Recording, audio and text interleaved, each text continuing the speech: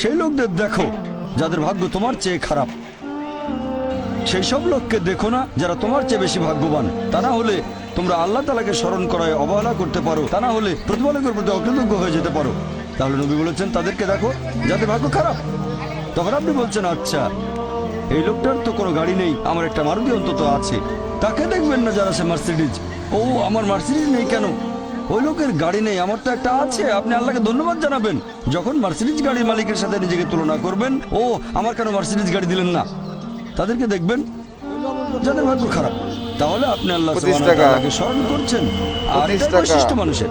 এরকম একটা গল্প যে এক লোকের মনে অনেক দুঃখ, কারণ তার কোনো জুতো নেই। তারপরে সে একটা লোককে দেখলো যার একটা পাই নেই।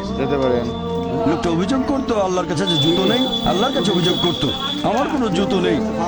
তারপর সেই লোকটাকে দেখলো যার একটা পা নেই। তখন সে আল্লাহকে ধন্যবাদ জানালো, আমার দুটো পা আছে। তাহলে সন্তুষ্ট হওয়া একটা পরীক্ষা। আমাদের নবী মুহাম্মদ সাল্লাল্লাহু আলাইহি ওয়াসাল্লাম বলেছেন, এটা আছে সহিহ বুখারীতে খণ্ড নম্বর ৮, যে সত্যিকারের সম্পদ হচ্ছে সন্তুষ্ট হওয়া, ধন সম্পত্তি নয়। সত্যিকারের সম্পদ হলো সন্তুষ্ট হওয়া, প্রতুষ্ট হওয়া। আপনার যা কিছু আছে সেটার জন্য বলবেন আলহামদুলিল্লাহ, সকল প্রশংসা আল্লাহ।